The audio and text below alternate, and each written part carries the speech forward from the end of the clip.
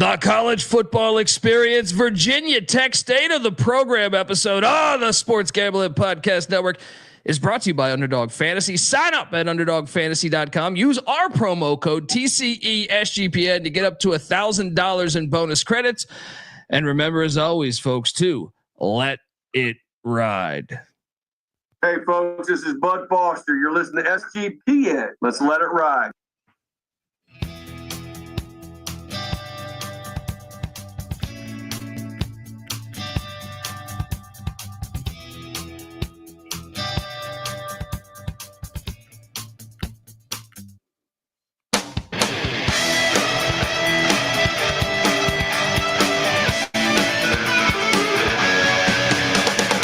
Yes, yes, yes. Woo!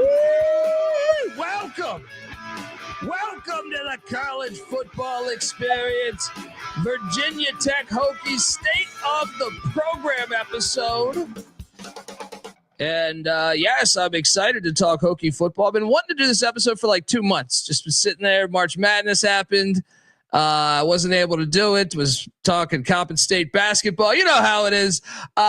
Folks, if you're wondering who the hell you're listening to, that's fair. My name is Colby Swinging Database Dan, a.k.a. Pick Dundee. That's not a pick. This is a pick.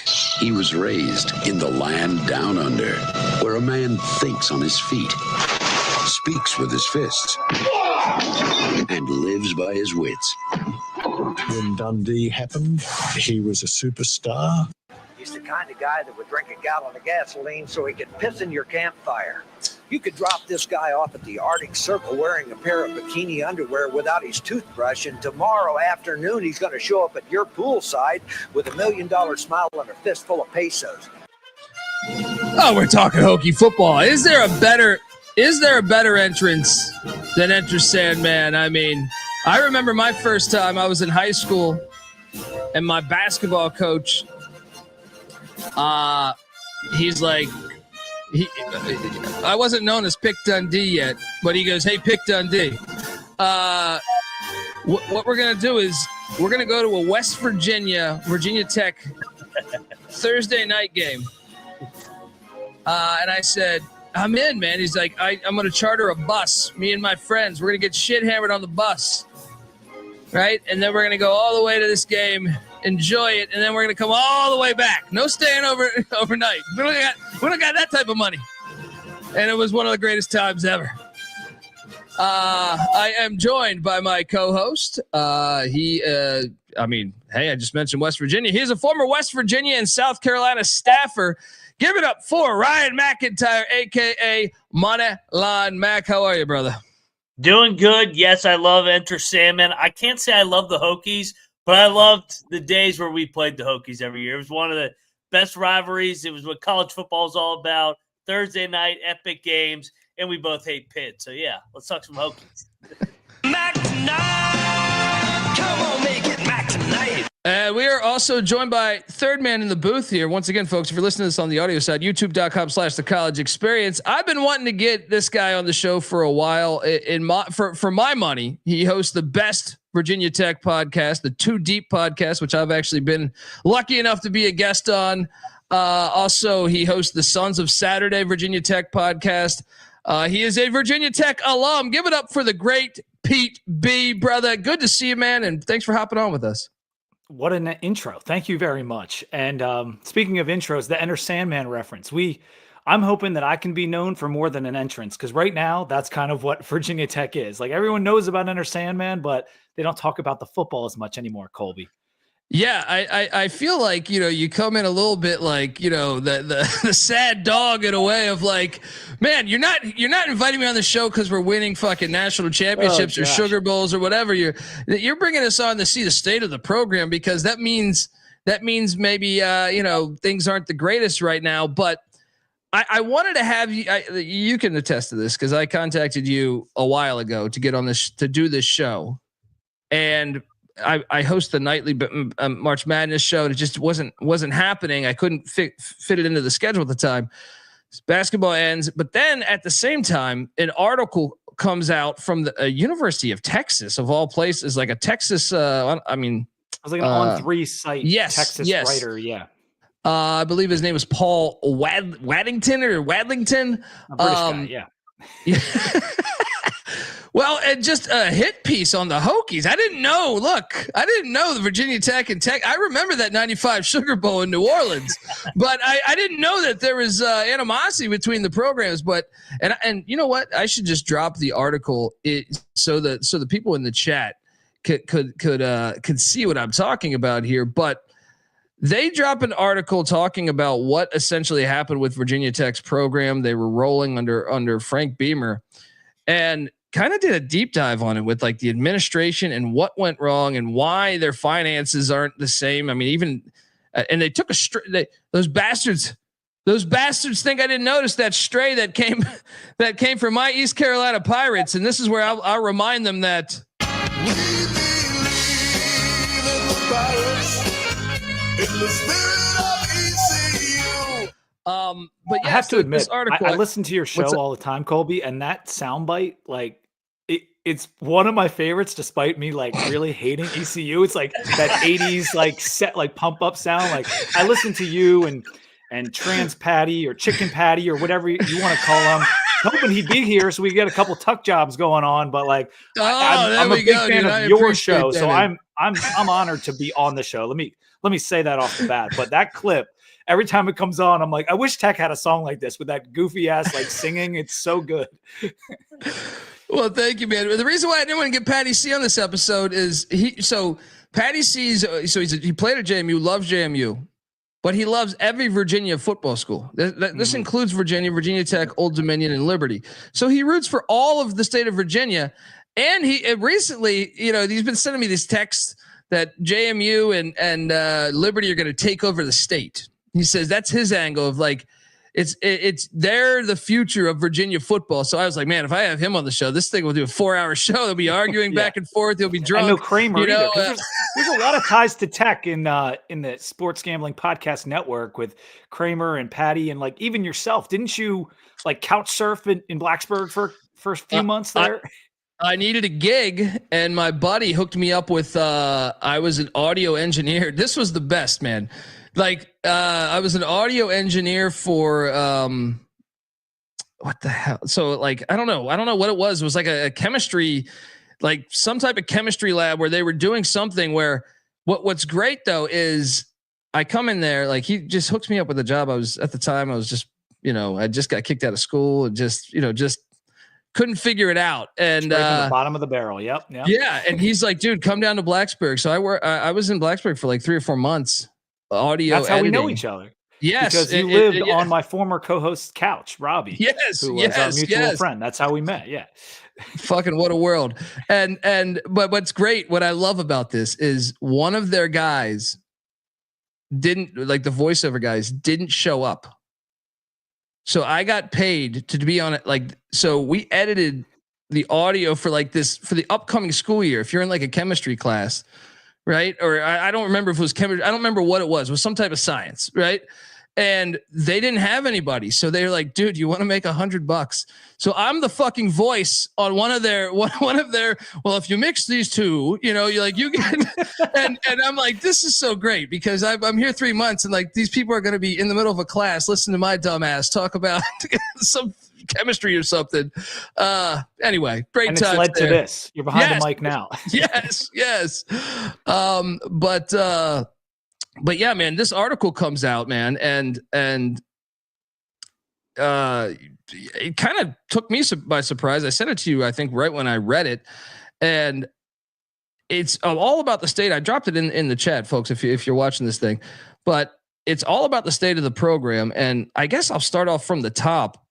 When you read this piece, what did you make? I mean, I know already. I think you kind of were on the fence of. I just from seeing some of your tweets on the state of the program and administration. But what did you make of this article? And then I'm going to dive into what the current year and Brent Pry and stuff like that. But what did you make of this article? They took shots at everyone that was in power in the program for a 20-year period, maybe closer to 15, but. Essentially, it said in summary, we didn't capitalize on our success, and it was an evisceration. I mean, they scorched us in this thing, saying that we didn't have any idea how to do it. And when they say we, I mean like our old AD, Jim Weaver, our current AD, Whit Babcock, the coach, Frank Beamer, and the other people, the Bolins, like all this kind of stuff, all the people that Virginia Tech fans know are in power in the athletic department. We didn't do enough to level up.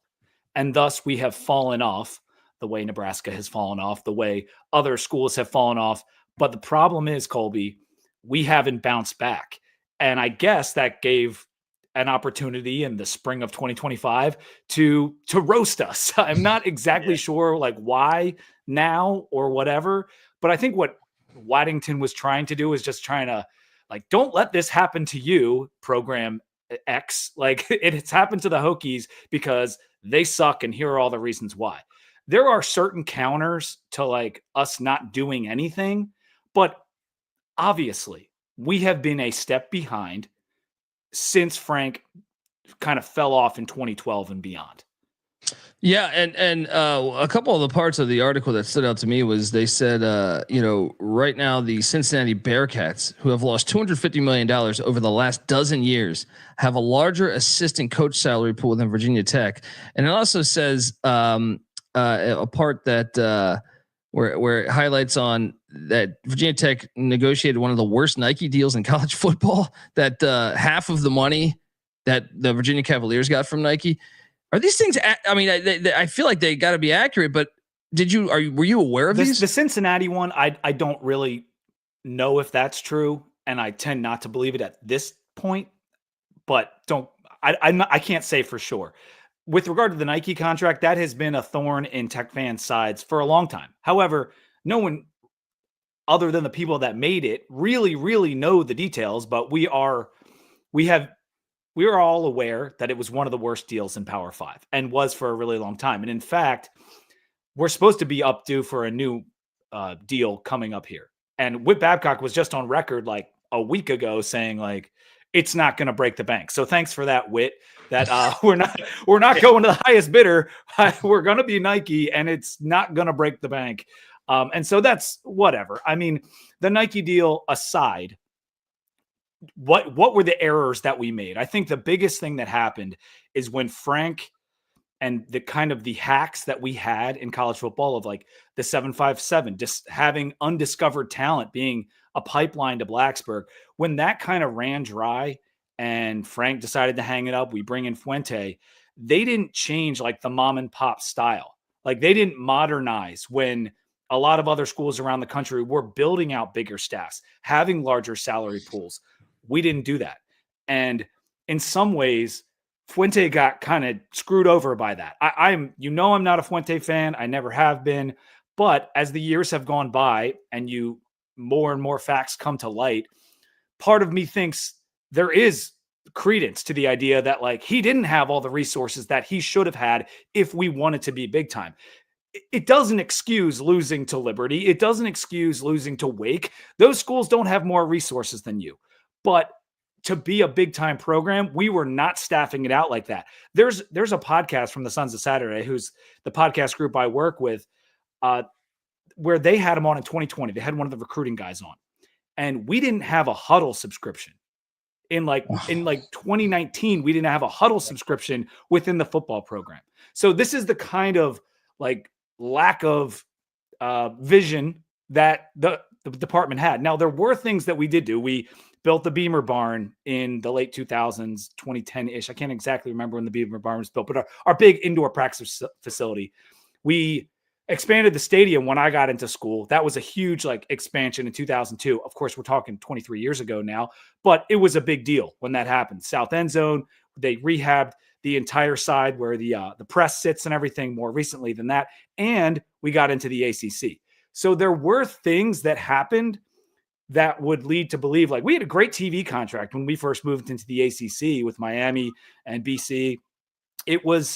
We were more even with the SEC back then. And since then, the ACC as a whole has done, a nosedive, and SEC and Big Ten have done what they've done. But really what it comes down to, Colby, is I don't think we had the vision to like, all right, where should we place our resources? If we want to be like Clemson, we need to get 40 people, 50 people on staff because that's what they're doing. That's not how we were running things, and that's how we fell so far behind. Yeah, and I made a graphic just for the audience out there, and I think my math is right, which is always questionable. But let me see if I can fix this here. Wait, no, there we go. Look, this is Frank Beamer wins by a decade. So obviously he wasn't a part of the program in the 70s, but Virginia Tech had 47 wins in the 70s, 65 in the 80s, 77 in the 90s, 99 in the 2000s, 84 in the 2010s, and right now you're on pace for 56 in the 2020s. I want to hit on something though, because the piece was it actually kind of takes some shots at Beamer in a way, saying that he could have, handled this better too. But look, Virginia Tech is 60 and 54 since Beamer left, but you heard the intro with our guy, Bud Foster, who's been on this show a few times. They're 27 and 34 since Bud Foster left. Is that a bigger, perhaps, nugget than even Beamer in its own right? I mean, what do you make of that number? No, because I think when Fuente initially came in, we kept Bud Foster on. I think most people who followed college football closely know that. We keep Bud on. Fuente ended up having a really good first year and second year. As we've seen other coaches go to programs when there's still talent in the building, because the 2013 recruiting class was one of our best of that era. And they were all still there. Isaiah Ford, Wyatt Teller. We had brought Gerard Evans in as quarterback, but we had Bucky Hodges, we had Cam Phillips. Like, it was a talented, the Edmonds brothers. And so Fuente is able to rip off 10 wins and 9 wins in his first 2 years. And Bud was with that.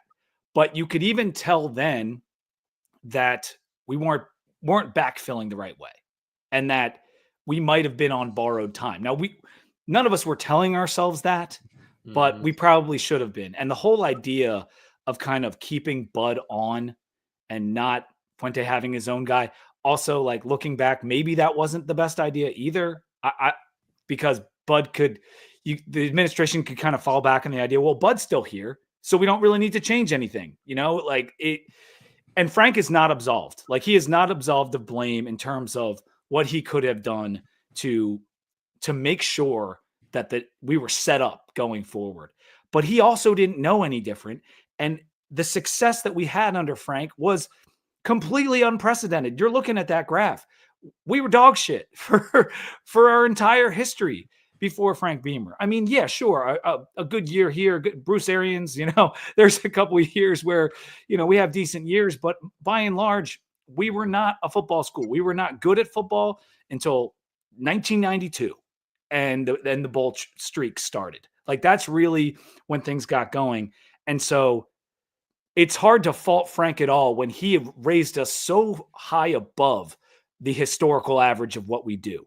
And now we're seeing that he's gone and mistakes that were made, that we're going right back to that historical average. So Pete, let me ask you this then. Without asking if Brent Pry's the guy, point blank, like, Brent Pry, one of the draws was he was a Beamer guy. He was a graduate assistant from 95 to 97. Do Hokies fans want a Frank Beamer guy leading this program, or do you want something different with a different vision that'll bring a different perspective? I think initially the whole Beamer angle, like, oh, he knows the program. Like, that was something important as a selling point initially. Just be like, forget that outsider from Oklahoma, which was Fuente. We got a guy that went to high school in Virginia, worked here. He knows the culture. He knows what the 95 team was like, and we're getting back there. But at the end of the day, we don't really care about that. We want someone that's going to value the things we want valued and win some damn games. And Pry has done everything right except for what I just said, which is win some damn games. Yeah, I want to ask you a couple things here, but I gotta hit a read here. But yeah, folks, want to tell you that this Virginia Tech State of the Program episode is brought to you by, us, the College Football Experience. We're part of the Sports Gambling Podcast Network. So if you're looking for all of SGPN's picks and podcasts and articles in one convenient place, we have that for you. Download the free SGPN app wherever you get your apps. And remember, as always, to let it ride. We're also brought to you by Edge Boost. Yes, you ever had a deposit blocked by your bank right before a big bet? I know I have. Pete was telling stories, me living on a couch. That's how the fuck you think I got there, right? Ever needed cash at 2 a.m. for another shot at the tables because you hit your ATM limit? I know I have, right? Look, Edge Boost has your back. Edge Boost is the first ever bank account built for bettors. Edge Boost gives you, fast, reliable access to your funds, making it easier to move money when and wherever you need it without the delays that come with the traditional banks. And let me tell you, for you high rollers out there, you can move up to $250,000 a day on your Edge Boost Visa debit card with unlimited withdrawals. This works 24/7 for instant deposits. Never, ever wait for a wire transfer to clear again. And it gets better every time you deposit into a qualified gambling account. You earn cashback rewards up to 0.5% there. All this for no usage fees and no minimum balance. So what are you doing, folks? Edge Boost. It's a debit card, basically a debit account that makes it easy to get started. It's not going to do any credit checks. Not going to find out that you parking your car 3 blocks away. You're a scumbag, whatever. Look, they're gonna it's a great setup there. No minimum balance, no usage fees. Simply verify your identity for who you are, and boom, you are ready to go. So hop on over to Edge Boost. Go to www.edgeboost.bet, promo code SGPN, of course. Once again, that's www.edgeboost.bet, promo code SGPN. And we're also brought to you by mybookie.ag. Yes, MyBookie is your place to bet on every single sport, including the NBA playoffs. Plus, there is props for every single game. And MyBookie accepts customers from a ton of different locations, even outside of the States. You can easily deposit, get lightning fast payouts using crypto.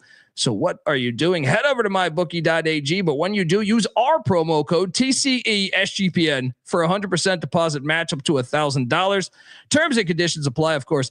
Once again, that's mybookie.ag, promo code TCESGPN. All right, we are back on the college football experience.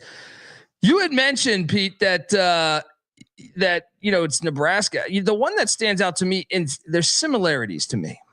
I don't want to say you're there yet. I grew up a Colorado Buffalo fan. Colorado from 1985 to 2005 was ranked every year, right? Every single year, even the year or two we missed the bowl games, we were ranked at one point. So we had like 20 years, won a national championship. And it was, every single year it was like 10 wins, 11 wins. And it just seemed like, okay, they got this thing really, really rolling. And the administration, it seemed like right after the Gary Barnett era, which came to a halt, they went out and hired my boy from Boise State. I'm drawing a blank on his name right now, Dan Hawkins. And he made a bowl, I think, first year, second year. And then from there, it just teetered off. And the administration was, I think, a lot to blame when you look back at it. Yes, they joined the Pac-12 a few years after that, and that didn't help things. They didn't have no history with a lot of those schools. But I believe the administration was the main reason why that program fell apart. And it hit, and when it fell apart, it hit levels I didn't think was possible. The Hokies aren't there yet. Because even with this hit piece, I thought, man, I was like, they still go to bowl games for the most part. We've had one season that was not bowl worthy since 1992, and that was the 3-8 season. We didn't get a 12th game because of what happened at Virginia, but the other one was the 5-6 COVID year. But we were invited to a bowl, we just didn't go. It hasn't been good football, but you're right, Colby. We haven't the multi-year bottom out real bad hasn't happened.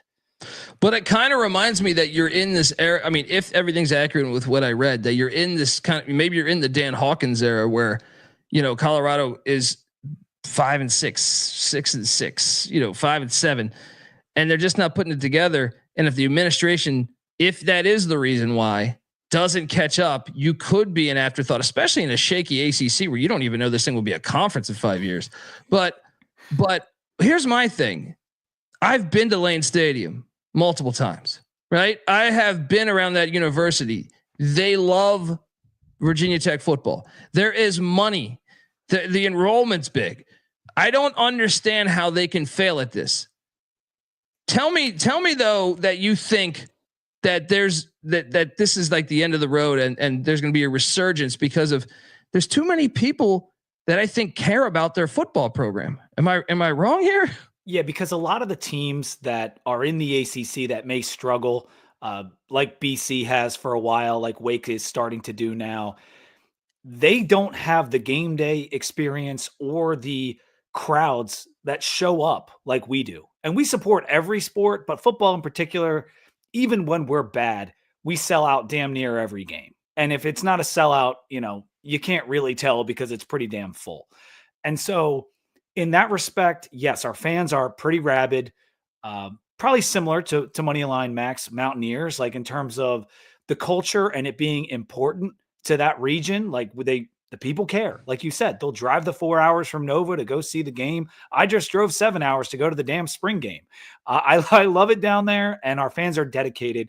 And the recruiting grounds, in addition to that, are more fertile than Nebraska or a West Virginia. Like we have, the coastline, we get North Carolina, Pennsylvania, we're right up against, like Maryland, DMV, all that stuff. There's plenty of good recruits we can choose from because we can go into the South too. And so it is frustrating to be as bad as we have been for this long, because a lot of these schools that had the success that we had, even if they dropped off, like Texas, like Florida State after Bowden, they pop back up. And they reached back to where they were, and they've had success again. Now, it took a while for Texas, but they got there under Sarkisian. They're getting there now. And, after Bowden, Jimbo won a title. And that's the frustrating part, is that we haven't been able to find the footing with all the fan support, with at the very least, like on par money with a lot of these schools that are able to finish in the top 25 every year. And so it is extremely frustrating. And I do think that a lot of corrections have been made in terms of funding the program the way it should be. Like we have the biggest staff in Virginia Tech history. Like there's probably at least 50 people on staff. It's right up there with the biggest schools, pretty much maxing it out unless you're Alabama and have 25 analysts. So in that regard, we've made strides. And last year, this, people were very high on the Hokies heading into the year. And if last year goes 8, 9, 10 wins instead of the 6 that we got, we're having a whole different conversation today.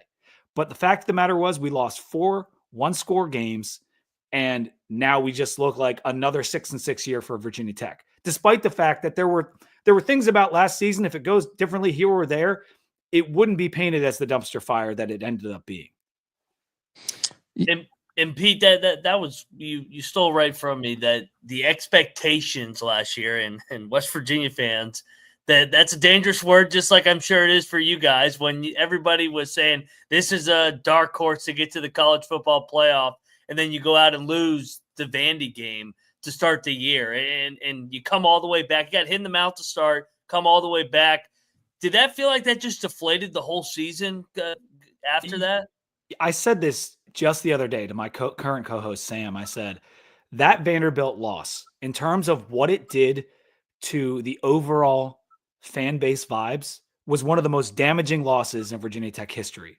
Because, and there's been some damaging ones. We lost to JMU back in 2010. The Boise State game the week before that actually led to the JMU loss was one of the most deflating losses. But to be as bad as we have been, or as mediocre as we have been since 2012, and then to have this moment down in Nashville, we filled half the stadium. We had a party the night before, did our podcast cruise. Tons of people came down. It was so much fun to go out and lose as 2 touchdown favorites to Vanderbilt, which Colby already told me in a text before that game, like, look out. And I was deathly afraid of that game. Deathly. Yeah. And lo and behold, good old Virginia Tech chokes it away.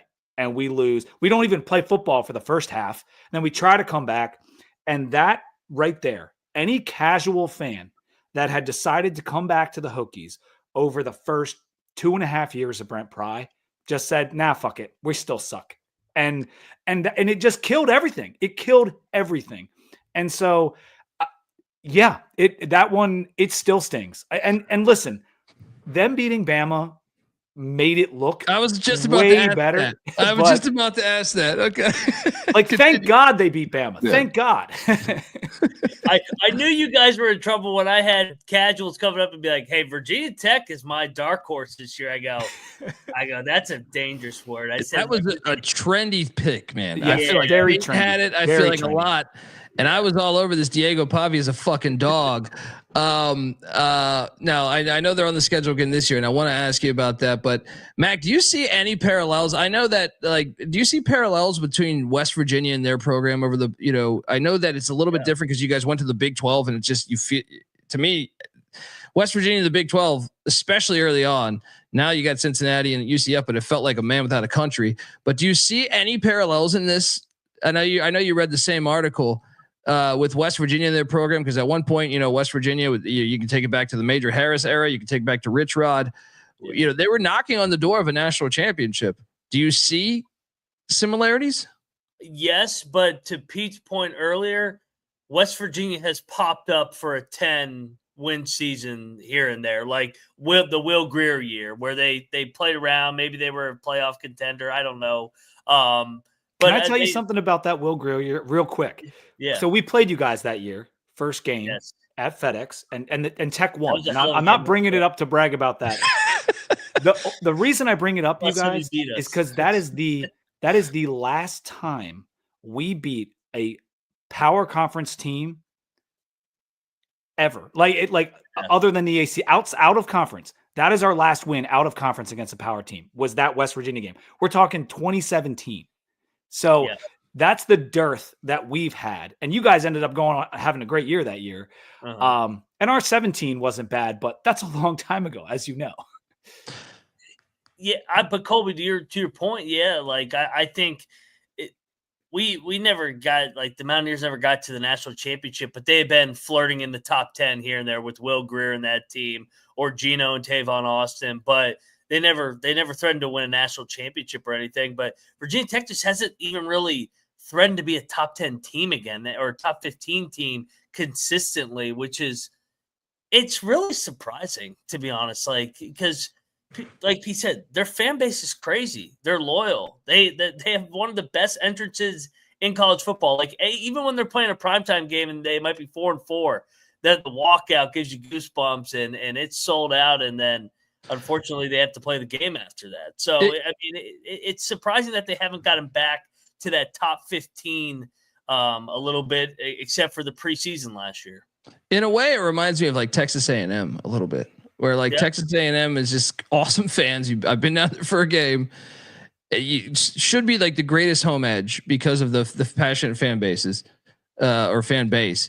And just recently they haven't been able to do it, even though, and let me ask you, Pete, how's the NIL collective there? Is that something that's lacking? It's actually pretty solid in the grand scheme of big time college football. Our collective, ask just about anybody that knows, it's very average to above average. I would say it's above average, honestly. Okay.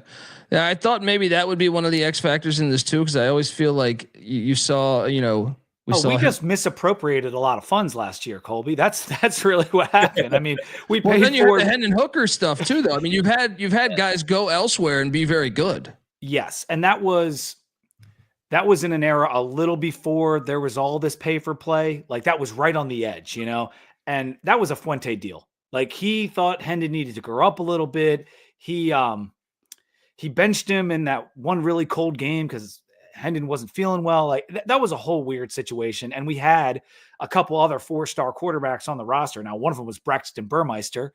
It would have been nice to keep Hendon instead of him. However, I'm happy for Hendon because he never becomes what he is at Tech. When him going to Tennessee, playing for Heupel, best thing that ever happened to him.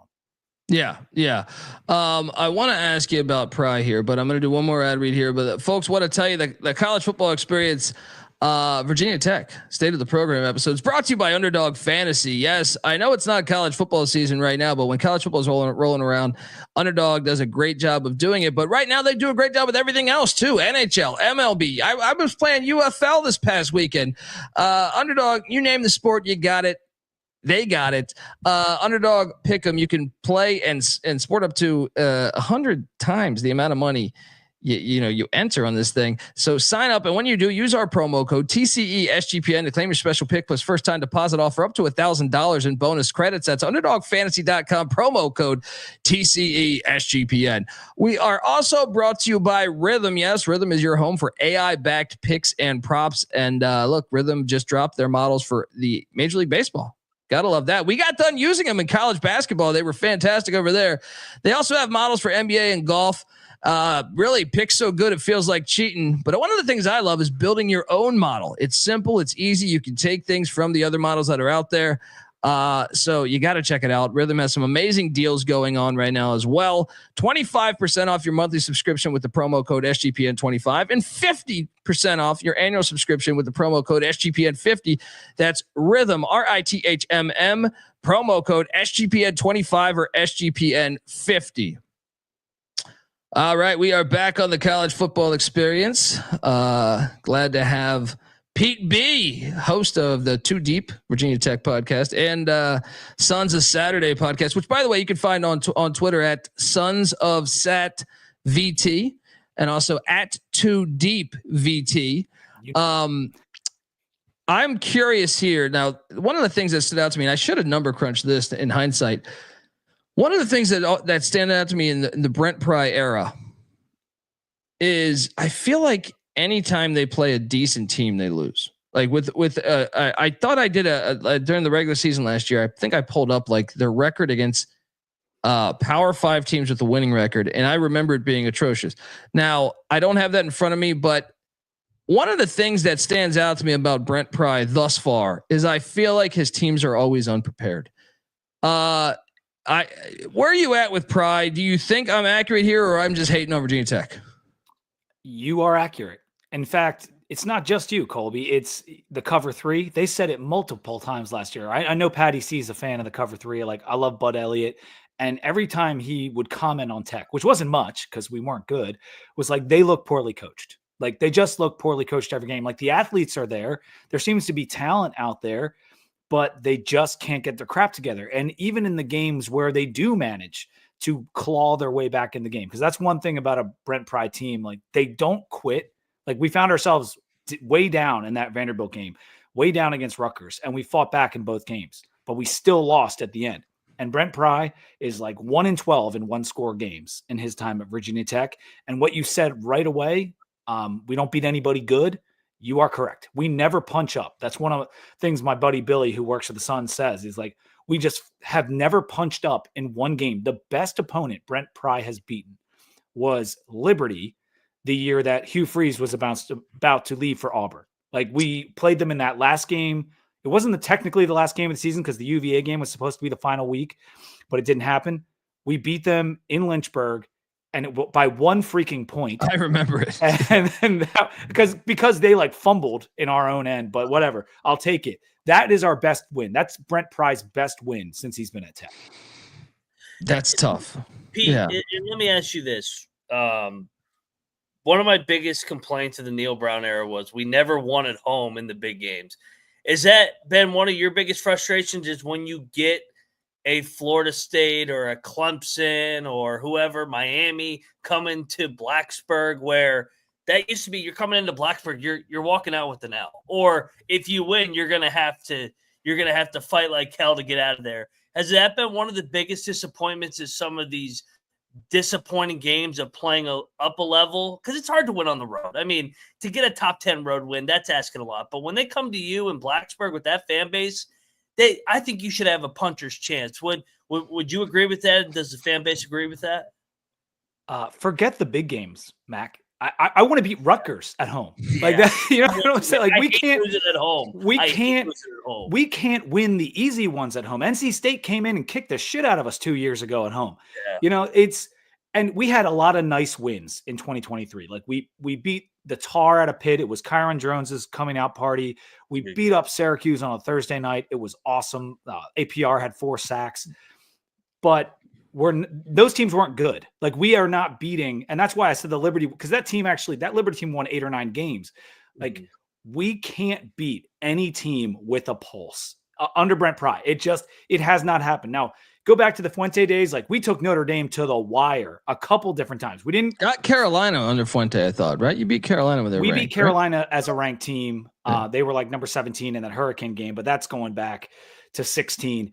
Fuente had some ranked wins, but under Brent Pry, like, we haven't won the lame home games, let alone the big home games. And the Clemson game this year, we had a puncher's chance in that game. And we had a lead. It was because of defense, but we had a lead. And then we just failed to run the ball against a team that couldn't stop the run all year long. And that's the kind of crap under Pry that's been really frustrating, and where the poorly coached thing comes in. Because when he got hired, this should have been disallowed. He hired 2 inexperienced coordinators. And when I say inexperienced, I mean essentially first-time coordinators. So you got a first-time head coach. You got 2 32-year-old first-time coordinators. Mistake. Absolute huge mistake. Huge. Yeah. And it's led to what we've seen the last 3 years. It's all the late game stuff. And we also fired our strength and conditioning coach because apparently we're not in shape to finish the fourth quarters. So a lot of different problems. And at the same time, Colby, like, we're like this close to having a much better season. So, like, if you could fix all the little shit on the margins, and there was a lot of change, and Mac knows about it because we brought over the offensive line coach from West Virginia. I think there's promise here. Like, there's a chance to be much better. It's just that Pry might have backed himself right into this 4th-year wall, and he doesn't have time to dig out. I was about to take you there too. Is like, how hot is the seat for, like, you're a passionate fan, you're an alum of the Hokies, so it's like you might like. What's that threshold? How hot is the seat, A? And what is that threshold if he goes just to a 6-6 season again in bowling? Is he okay? It's hard to put that kind of number on it because there's the AD factor is at play here. Because I'll tell you right now, for Virginia Tech fans, Whit Babcock, our athletic director, is enemy number 1. Like, everyone is pissed at him because it seems at the moment that he's gotten the 2 football hires wrong. And our basketball team had one of their worst seasons in like 20 years. And so our 2 revenue sports were in the tank this past year, and no one's happy. But the problem for firing Brent is, if, say, he has a bad year, say he wins 5 games, and you're like, all right, it's got to go. Well, I don't want Whit making that hire. So is the president going to fire Whit, or the board of visitors going to step in and fire Whit so we can have so that's why it makes it extra hard. I think that's what she said. But if we have a 6-6 year, I don't think there's going to be a change. Because I was going to say, like, you have this. They didn't fire Mike Young, right, in basketball this past year, and then you have this looming big payout to these players, right? So you have all this kind of going on at once.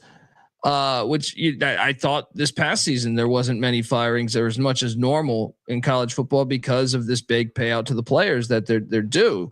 So 6-6, you think potentially back.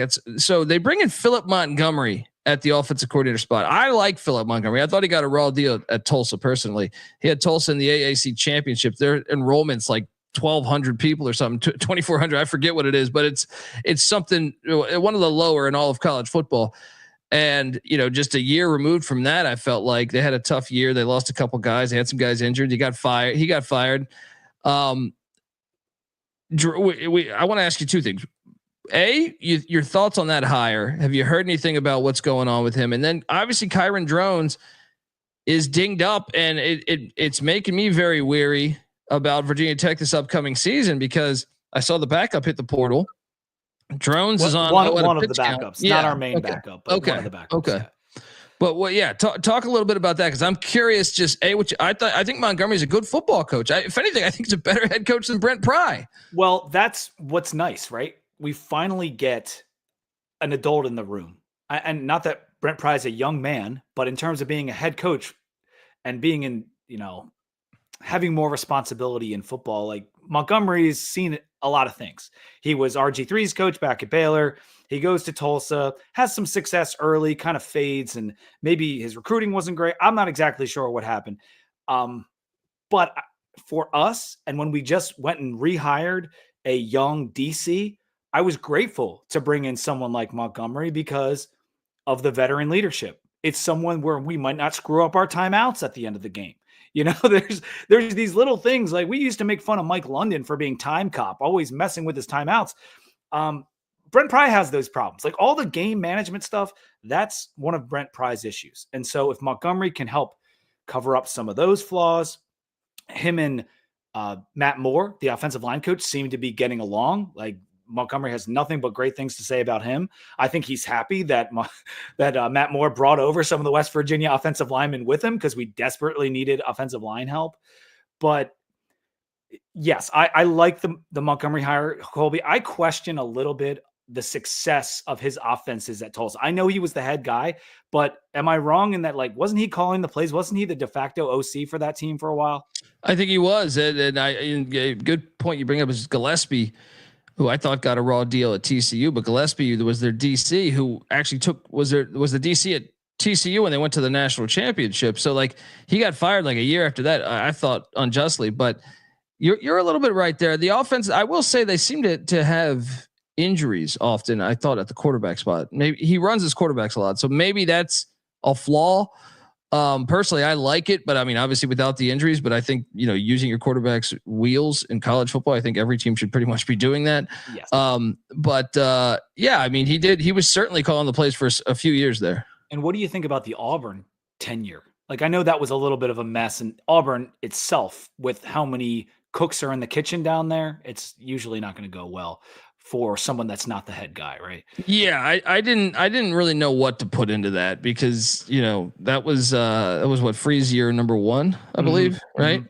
Yeah, I mean, I don't know. Freeze is a guy that I kind of thought caught lightning in a bottle with Ole Miss. I'll see I don't know how good of a football coach he is. I kind of think he's going to be fired this year personally, but yeah, I mean, they dropped that, they laid an egg that year, but it was his first year at Auburn. So I don't know if I put that on Montgomery, especially because Freeze likes to call out of his own stuff too. And he was, I think that was more of the issue, is that Freeze wanted a certain amount of control, and Montgomery, he's the OC. And so Freeze is going to end up bringing in a guy who can allow him more control, I suppose. And that's what happened. So I like it. You asked me like overall thoughts on Montgomery. I'm pleased with it. I'm a little worried that his career peaked a long time ago, but in terms of so did mine, by the way. But Tech hiring an offensive coordinator with a resume, this is the best one we've hired maybe ever in school history. Like, because we had Steinspring, we had Leffler, we had who was just a Cornelson under Fuente. Like, none of these guys were really equipped to be a big time offensive coordinator. I think that Montgomery is at least equipped. Yeah. And so I'm looking at this upcoming schedule, and those first two, man. I mean, first off, you're trying to join the SEC like New Mexico State. I understand. Yep. Getting South Carolina and Vandy to start the season, but at least none of them are truly on the road. One's in Atlanta against the Gamecocks on the opening Sunday of college football, week 1. And then you're home to Vanderbilt. Now, this is a good schedule in my opinion. I mean, non-con's tough because Old Dominion, Ricky Ronnie, I think actually is a very good coach. I think Old Dominion's not that good because they get rated in the portal every year, but I actually think the guy can scheme up some football. We know that all too well. Yeah, exactly. And they'll have you guys get stuck in an elevator too when you go to SB Ballard Stadium there. Look, if you told me blindly, if you're a head coach, in Colby, you're going to be a head coach in the ACC this year, what do you want on the schedule? I would say, give me Virginia. I would say, give me Wake Forest. Believe it or not, I think if I had to answer some more of those, I would probably put NC State in there. I'd probably put Cal on there. I know NC State's been like a 7-8. Now we're definitely putting Cal on there. Right? Yes, when the Cal's whole roster just left today, and yesterday, no running backs. Yeah, 0 running backs. There we go. Someone's going to cash in and the that's FCS. A Friday night. The Cal game's on Friday, so that's going to be a fun one. Yeah, so I look at the schedule, and you also get Saudi Arabia State, but I don't know that Florida State's going to be that good this year. So you get Miami and Blacksburg. The first thing that I notice is like, okay, wait, you're not playing Clemson. That's good. You're not drawing Notre Dame, which the ACC has that tie-in with Notre Dame. That's good. Well, SMU made the playoffs a year ago. I don't see SMU. And then to me, the two best teams from a year ago, which obviously college football changes, but are Miami and Louisville, and you get them both in Blacksburg. So the conference schedule, I think, is super nice. What do you think of this schedule, and what is your realistic expectations coming into this season? I know I haven't seen a win total yet. I think it's out there, but I'm waiting. I think for it's 5.5. Okay. It depends on where you look, but I think it's about 5.5. And that's probably about right if I was predicting the wins, but it's like 6-ish wins.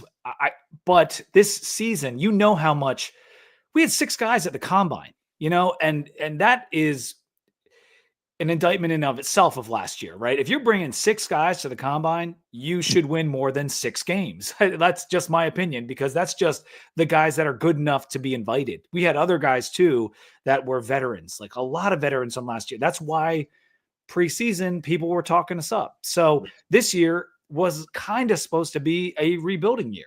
That doesn't mean there's not a lot of veterans on the roster. There's a ton of guys on this roster that are juniors and seniors by age. I know the years get all screwed up now because of a lot of different things, but there are veterans. We have our quarterback back. He is not healthy. And that injury, one of the reasons that last year went so bad and it didn't come out till the end of the year, was that Kyron was basically hurt in the Vanderbilt game. He got rolled up on. He had some kind of foot thing.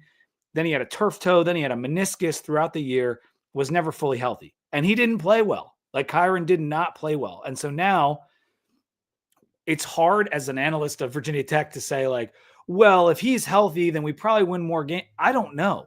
Like we never seen Kyron be the passer to utilize all the wide receivers we had last year. So when he comes in this year, if we rely on his legs and you want to run him a ton, well, he was in a boot last week and just had surgery. And I'm pretty sure he doesn't want to do that because he's seeing his cousin Cam Ward going to go number 1 overall in the draft. Like he wants to learn to pass the football. He wants to show the NFL he can pass the football. And I doubt he wants to be a battering ram.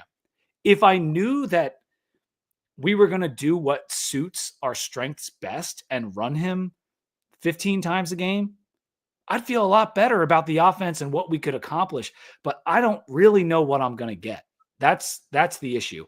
And we have this, without Tootin, we've got this group of running backs, Terrion Stewart, and maybe you can speak to him better because he's a really good player. I like him. Yeah. And he wasn't here in spring. And I saw Braylon Bennett from Coastal. We saw Marcellus Hawkins, who came over from Central Missouri, 2 solid backs. But we need Terrion to be, 85% of what Tootin was if we want to have a promising season, in my opinion. And I just saw a mock draft calling, I think Tootin is a 2nd rounder. He's moving up. He's moving up the boards. Okay. Yeah. Okay. So yeah, I know this is tough. We're in the middle of April, so I don't want to but Mac, let me ask you this before I'll let Pete think about this. Yeah, it is a great schedule in a way. Like you only have 4 road games. Now, obviously the South Carolina game, you could talk yourself into as a 5th road game, but at NC State, road game. I mean, they're going to have half the fans at the Virginia game. Yeah, and it's not a road game.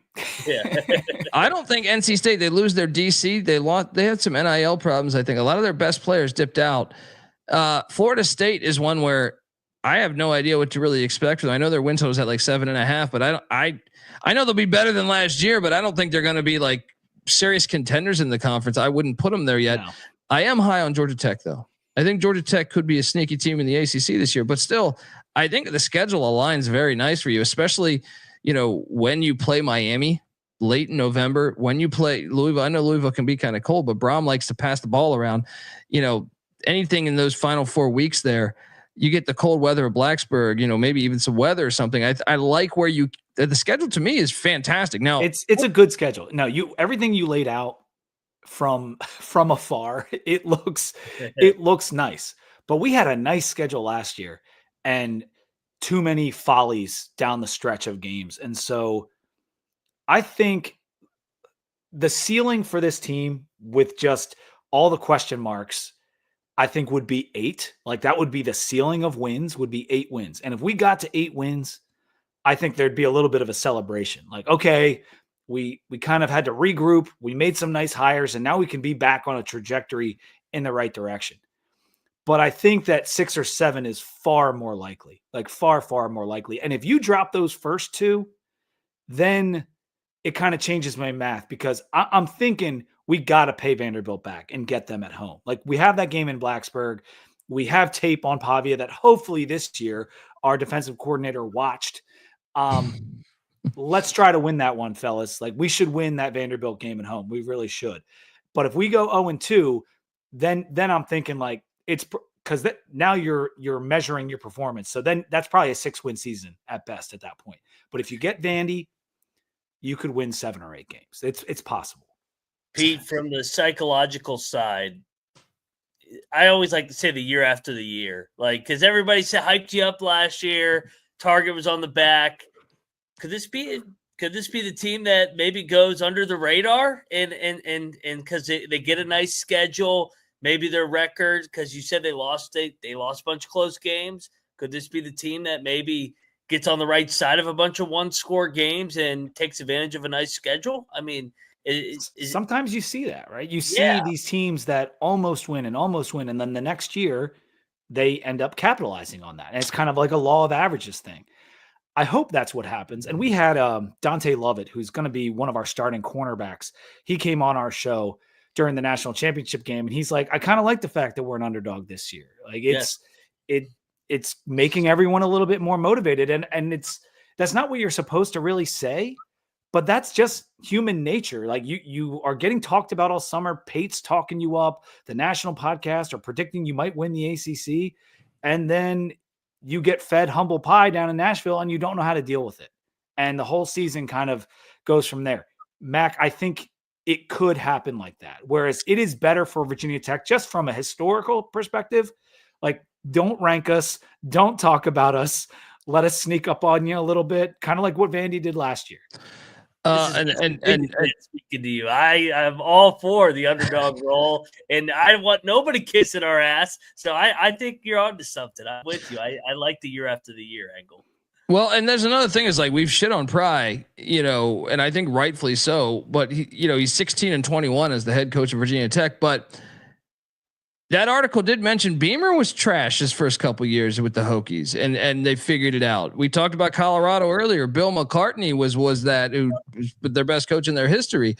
That it takes time. I mean, you don't really see that coaches get the time these days, but that is a thing. I mean, if maybe this could be the year, even though to me the big thing that stands out is they look unprepared. That it's not me trying to shit on Brent Pry. It's just what the tape is telling me. Like when you watch it, you go, man, I don't know that they look like they're not cohesive. They look like they haven't studied the film. So that's the things that have stood out to me. Now, let me ask you this, and I have to do this because we did mention Colorado. All right, if he goes 6-6 and Michael Vick goes 9-2 at Norfolk State, is everyone going to be going crazy This is what every chat has mentioned. Like when he got hired at Norfolk State, it's like, the next head coach at Virginia Tech will be Michael Vick. It will be a talking point 100%. If Vick has a successful first year, I have questions about Vick and the staff that he's put together at Norfolk State. Vick's on that staff. I'm aware. We remember the other Vick. I'm aware. And we all love Michael Vick. Marcus was a freshman when I was a freshman, so used to see him in the cafeteria and stuff, and like we thought he was going to be the next coming, and he had a great 2005. But yes, Colby, short answer, if Vic has any success at Norfolk State and we continue to be mediocre, that's exactly what people are going to not only talk about but expect. I think in that case, then you want, even if like part of me, if I was a Hokie fan, would want Pry out and the next one in, right? But part of me would also say, man, if Vic goes 9-2 and Pry, you almost want 2 years out of Pry then, so Vic can learn the ropes a little bit more, because Norfolk State's in the MEAC. They're not known for their color. It's not a strong conference. So I actually think it's possible that he could actually have a really good year, right? It's possible. Do you think that this, like, I'll get back to your question in a second, but this whole like celebrity ex-player coach thing that we're now seeing because of Deion, we got Eddie George going to Bowling Green, Deshaun Jackson, Yeah. Do you think this is like the hit rate is going to be any higher than typical coaches? I'm curious because in basketball it fails. Basketball we have evidence. Whether Clyde Drexler, Chris Mullen, Mike Bibby got hired the other day, Penny Hardaway, Damon Stoudemire. I was just going to say Memphis. Basketball it absolutely fails. Football, I would think it would fail, but Deion to me surprised me with his hires. He's so unique though. Like he is such a personality. He is so unique, and he is older. Like Vic is not much older than I am. I don't know. And he's never done it. And so I'm just extremely curious to see how it turns out. But you mentioned Beamer. Let's go back to that. Like in the old days, Beamer got all this time to figure it out. So maybe Pry could do that. Totally different era, which I know you know. But Beamer, the reason he got so much better and his tenure took off is because one of those years, he like fired half of his staff and they brought in a bunch of new people. And guess what? We got 4 new coaches this year. So I want to see with what I believe to be 4 upgrades at every hire. And I know that's you can say I'm drinking the orange and maroon Kool-Aid. That's fine. Matt Moore is a tremendous O-line coach, and Mac knows that. And I'm pumped to have him at Virginia Tech. Seifkis, the young guy who's coming over and used to be at Wofford, like he knows how to run a defense. He's young, but he's got like that super nerd kind of vibe. And I like that hire. Monty, we already talked about. And then Jared Ferguson, a guy who played at Tech, was there around the same time I was in school, changed at the strength and conditioning. He was an assistant. So in some ways it's like, okay, so he was there when it was going bad, but he also knows what not to do. And so I'm extremely curious how those 4 upgrades in my mind play out. And it may take 2 seasons for it to, and I kind of hope Pry gets that, but I could also, if you want to talk me into a new AD and a new coach after next year, I could do that too, because it just has not been going well. And I fear that it may be too hard to like bring it back under this current administration. But this is the interesting thing with timing though, is if you did do that and say you bring in, I don't know, say Brian Kelly's done with LSU or something, he comes in, who knows, right? So some coach that's out there that knows how to win games, even though, Brian Kelly known to be an asshole, but say you do that, but then Vic does it would put pressure on that coach right away if Vic is successful there at Norfolk State. I mean, timing here is, I think, a delicate thing. I think if that ends up being a possibility. Another question. I know, Mac, I'm not sure what you think of this schedule. Is there a value on taking Virginia Tech for a future? I kind of think there might be, but I know everyone said this last year, but you look at that schedule, it's super nice. What do you think, Mac? I'm trying not to show my cards too much because I know we got to preview each team, Colby, but programs like Virginia Tech, West Virginia that underachieved the year before when they had expectations, I usually like taking them the next year when they got that chip back on their shoulder. Virginia Tech's not a good program when their ass is being kissed and their expectations and that schedule breaks nice. I mean, you only got 4 true road games. One of them's in Charlottesville, which basically is a Virginia Tech win every year. And I guess you could say South Carolina, it's kind of a road game. So schedule's nice. It's a bounce back year. They got to just find a way to close out some of those games, though. They can't lose all those close games. But that comes down to coaching. Hopefully the staff changes for Hokies fans can get them on the right side of that win total. And I'll say one other thing about potentially taking the Hokies on a win total. When Pry came in, I talked about the huddle thing. Like the recruiting had fallen off so bad under Fuente, and we had so many guys leaving the program left and right that when Pry got here, he was digging out of a massive talent hole. And that the team has way more talent than it did a couple years ago, way more. Yeah. And it's a lot of unproven talent right now, but last year there was talent on the field. The coaches didn't put them in the best position to win.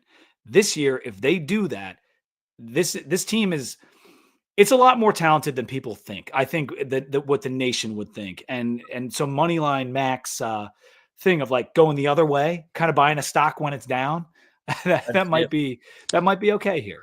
What, just out of curiosity too, and I agree. I think I might even be in thinking that as well. But I do want to see Drones be health. Like I want to report that he's healthier. That was the final kick to the nuts, Colby, of just like he was looking good. Like all the reports we were getting from spring practice is that Drones is throwing the ball nicely. He looks fully healthy. He looks great. Then his foot was kind of sore, and then they shut him down, and he had to have this surgery. And it was to fix a lingering issue from last year. They thought, I think that from all the reports, like they thought it was going to be fine without surgery. And now they just want him to be 100% for the season. So they're taking care of it now. And he should be back by mid-June or whatever. If he comes into fall camp and looks the way that he did at the beginning of spring practice, because we were hearing nothing but great things. It's so much to the point that like Pop Watson, it's never been a thought that he was going to be the starter instead. Yes. So that's the backup quarterback. And he came back to school too. And to me, I'm like, why does Pop want to stay here if they're just like telling me he's going to be the backup? I love it because I think he's got promise, but it is they are so behind Kyron Drones. Like the coaching staff, like they know he's the guy. He is a freaking truck of a person who has a really good arm. And if he can just stay healthy and put it together, it could be a magical offensive season. But I agree with you, man. Like I really wish I could have seen him throw some passes in the spring game, just a little something, because at the end of the day, he's an older player, but he still needs reps, especially in a new offense. Yeah, 100%. And two more questions, and then we'll wrap this thing up. But we talked Michael Vick potentially, which he's never coached a game. That will happen on Thursday, August 28th against Towson, right? But Shane Beamer, would he ever take the job, or is they have a new athletic director down there in Columbia, South Carolina? You know, a lot of times athletic directors like one of their own choices. Any shot that Shane Beamer could come home to Blacksburg in a way? I was talking about this very thing not too long ago with some buddies, and I think that ship has sailed. I think why step into your father's footsteps if you don't have to? Agree. I agree. If for some reason later in Shane's career the opportunity arose, maybe he'd take it. But right now, he just had a fantastic season. They're riding high. I don't see him ever coaching at Tech as the head coach, which is a bummer because I think the second time around, like I would have entertained Shane as the coach after Fuente. I don't think right away that was ever the right move. He was young. He went to Oklahoma. He did some other things. But I thought Shane could be a decent head coach when we hired Pry. That being said, it's water under the bridge now. Like it's a little too messy. It's a little too messing with legacy. I don't think it would ever happen. But to talk about South Carolina, like the magnitude of that game for us, it's not as big for South Carolina. Like they had a good year. They think they're going to win. But if we are able to pull off that win with all the narratives of, the Beamer Bowl or whatever you want to call it, it would be gigantic for our program. I said earlier about how devastating the Nashville loss was for the casuals. This would be the exact opposite. Like it would bring so many people back to the program. Are you going to that game? Beamer. I've got a hotel room.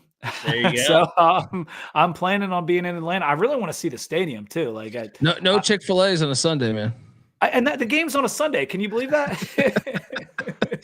I hate that it's in Atlanta, man. That should be a home and home. I wanted a home and home too, man. Like I don't like those neutral site games in Atlanta. This is Columbia is amazing. Williams-Brice is amazing. Lane's amazing.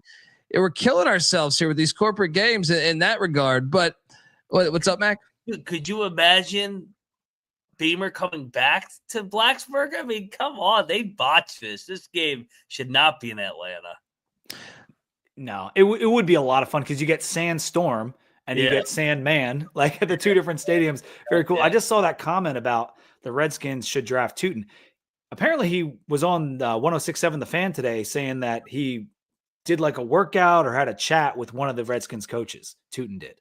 There we go. Oh, there you go. There you go. Okay. And look, it's going to be interesting to watch all of this, but I think Mac probably wants to know this question, but I think I'm going to beat him to the punch. And why is it you guys don't play East Carolina anymore? I mean, I feel like you guys canceled the series and it was just, what happened there? Do you remember the hurricane situation?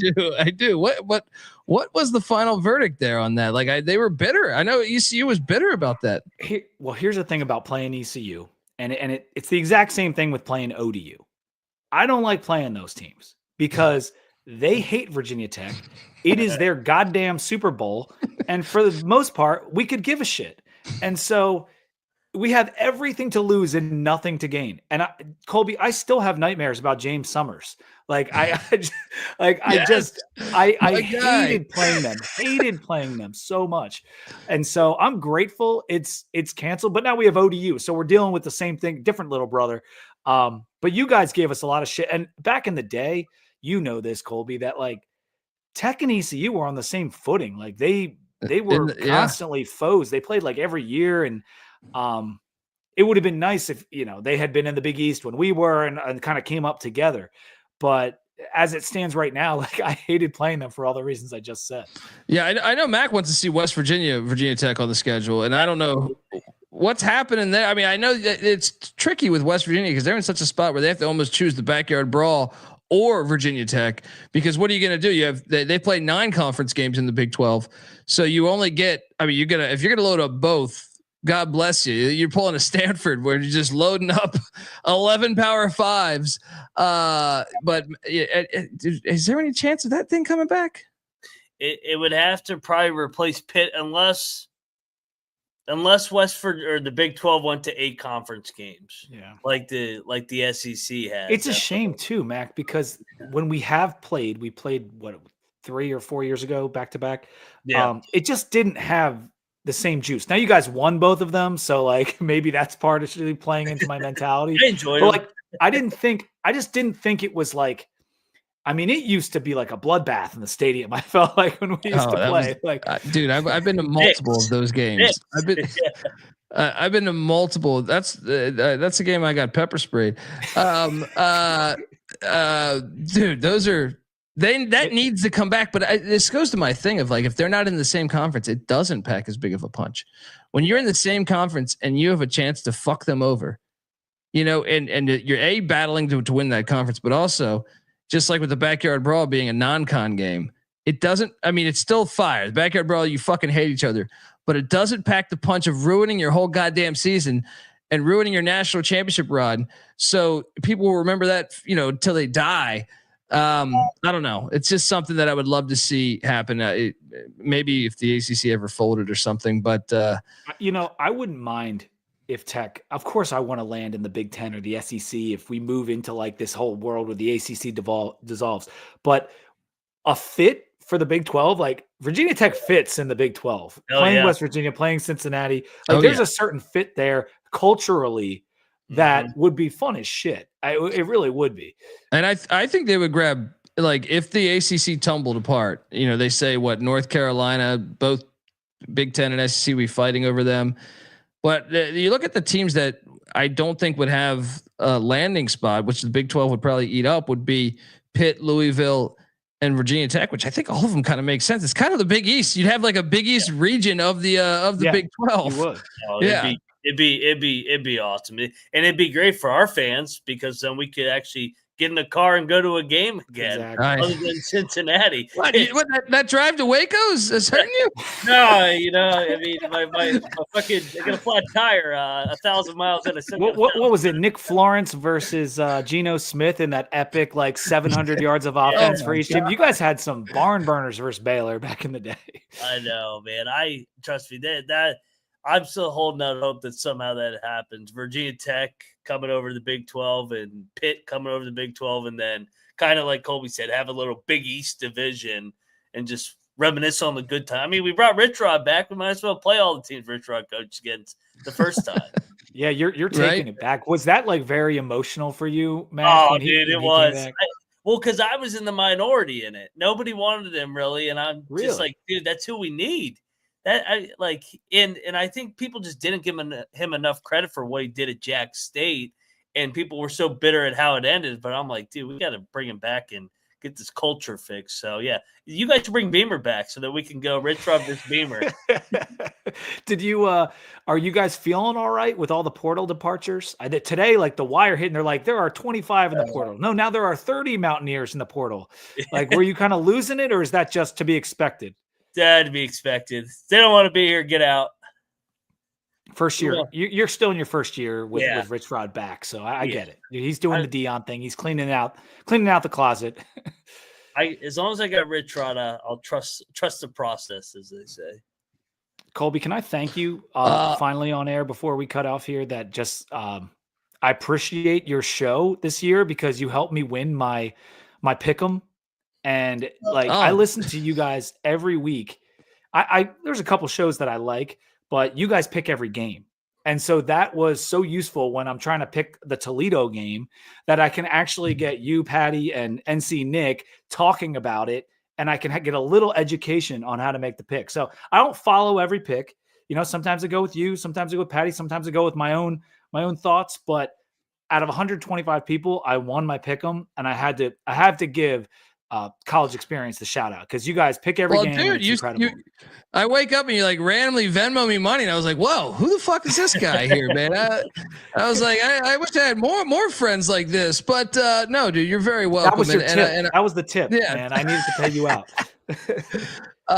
No, thank you, man. And dude, folks, if you want any action, maybe if you're if you're a Hokie fan out there, you have to check out Pete's work. You know, the Sons of Saturday or the Too Deep. You see the sign in the background there. If you're watching on YouTube, I highly recommend those podcasts. Also, if you want to know what the enemy's doing, look, even as an ECU guy, I'm sitting there with these motherfuckers. I want to know about what's going on with this schedule, right? And maybe you're a Carolina fan, Gamecocks, all right? You're thinking, hey, what's the big game Sunday? Opening the season. Lenora Sellers back. You want to know what's going on with the Hokies? I highly recommend those two podcasts.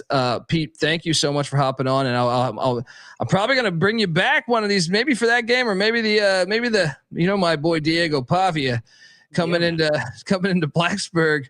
It excites me. So please, folks, give Pete a follow on Twitter as well at Pete BVT. Moneyline Mac is on Twitter at Moneyline_Mac. I'm on Twitter at TheColbyD. And don't worry, folks, we're going to be back for a quick little second part episode where we talk about Nico. He landed at UCLA. Unbelievable. Oh, that's done? That's a done deal from what I understand. Oh my God. Good luck with the taxes. Good luck with the taxes. Good luck with the 12 people at the Rutgers UCLA game. But hey, it's home. All right. Yeah. It's Long Beach. Well, thank you so much for having me on, fellas. I really appreciate it. It was awesome. Oh, anytime, man. And good luck on the season. And I'm sure we'll check in with you at some time, man. Till next time, folks, this is the College Football Experience. You better start thinking about yours. And we out of here. Run, shoot.